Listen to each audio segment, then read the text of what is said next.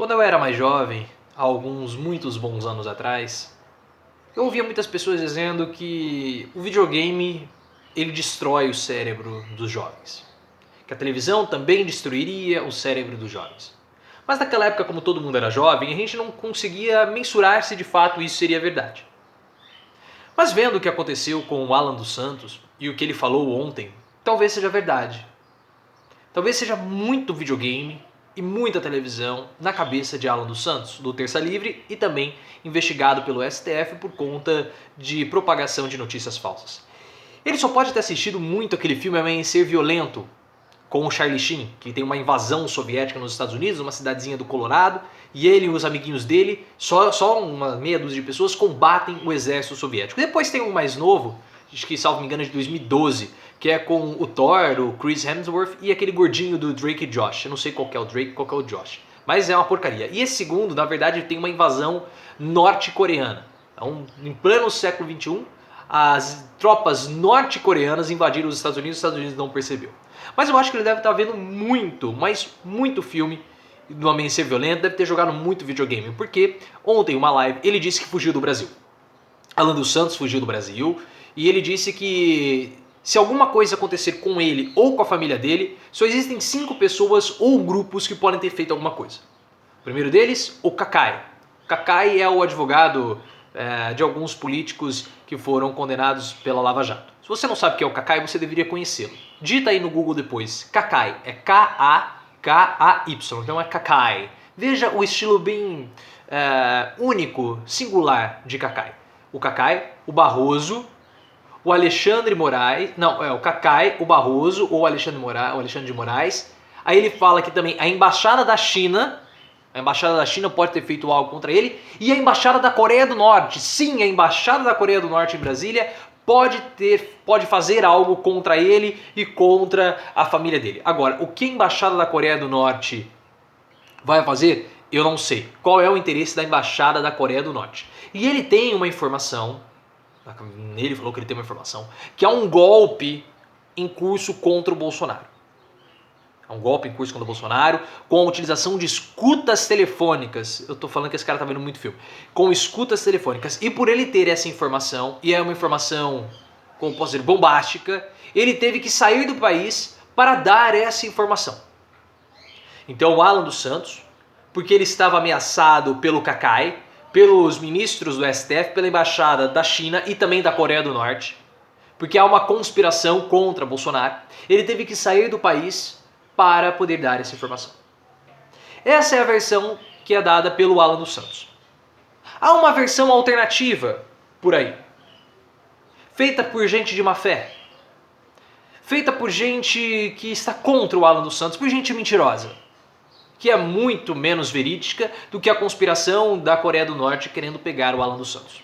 Mas como eu sou alguém que sempre pondera e dá as duas versões, e eu estou muito envolvido com essa situação, então eu vou deixar vocês decidirem qual é a versão mais factível.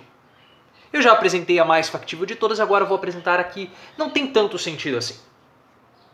Essa versão que não tem tanto sentido, que as pessoas estão dizendo, falam que só pessoas maldosas, cidadãos que não são cidadãos de bem, falam que o Alan dos Santos fugiu do país porque ele seria preso por conta do processo e do inquérito do STF. Por conta de fake news.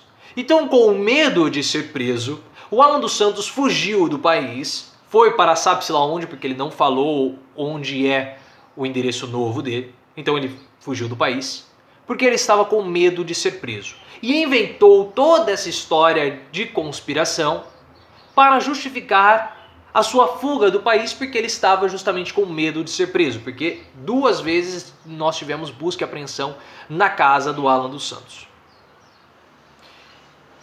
E o Bolsonaro, que antigamente dava muito suporte a esse grupo, já não está mais dando.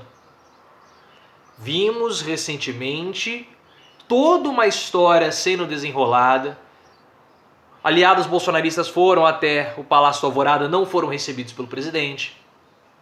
A Bia Kicis, que estava em live ontem com o Alan dos Santos, acabou perdendo seu posto como vice líder do governo na Câmara. Outros apoiadores de Bolsonaro também não receberam respaldo do presidente. E o antagonista do Diogo Mainardi, daquele outro rapaz que fala sempre com a sobrancelha assim, ele parece o Jim Carrey. Eu não sei se ele tem o que aconteceu com ele, mas ele fica toda hora assim. Ele fala assim: eu não sei o que aconteceu. Eles entrevistaram os deputados apoiadores de Bolsonaro. E esses deputados, um deles falou: eu não quero mais que vocês me chamem de bolsonarista, porque eu já não sei mais se nós somos. Porque o presidente, ele não está mais tão fechado assim conosco. Então, pelo fato, essa versão, que é uma versão menos plausível que estão levantando sobre a fuga do Alan dos Santos, pelo fato do Bolsonaro ter mudado o núcleo de apoio dele e agora está mais com o Centrão do que com os bolsonaretes, a chance do Alan dos Santos ser preso e não receber o suporte de Bolsonaro seria maior, por isso que ele fugiu do país. E inventou toda essa história aí, porque ele estava, na verdade, com medo de ser preso. Eu vou ser sincero com vocês, eu não tenho a mínima condição emocional para poder opinar qual das duas versões é a versão verdadeira. Então eu vou deixar para você aqui nos comentários compartilhar a sua opinião, deixar aqui o que você acha. Alan dos Santos, ele acabou fugindo do país porque há uma conspiração da Coreia do Norte, do Partido Comunista Global e do Kakai, para que alguma coisa acontecesse com ele, para que ele não desse a informação, porque ele descobriu que há um golpe contra Bolsonaro. Ou vocês acham que o Alan dos Santos ele fugiu do país porque ele estava com medo de ser preso? Como eu falei, essas são as duas hipóteses que estão na mesa. Eu não tenho a mínima condição de opinar a respeito qual é a mais possível e qual é a menos favorável. Porque se eu tivesse que opinar, sabendo que Alan dos Santos é um cidadão de bem, porque eles falam, né, eu sou um cidadão de bem, então ele deve ser verdade. Se ele fala que ele é um cidadão de bem, e as outras pessoas que criaram toda essa outra teoria, que ele poderia ser preso por conta do inquérito das fake news, não são cidadãos de bem, logo eles são cidadãos de mal.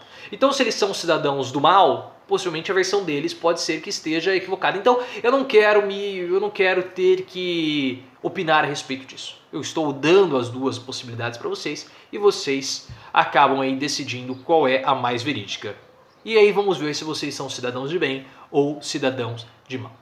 Deixa aqui o seu comentário, me siga lá no Twitter, @profleoficial. Possivelmente hoje à noite teremos live, então fiquem ligados no canal com as notificações ativadas e também lá no Twitter eu vou passar outras informações caso a gente tenha live, mas é bem possível que nós tenhamos sim às 10 horas da noite. 10 horas 2 porque é de 22. Então 22, sei lá. 22, deputado federal, Tiririca.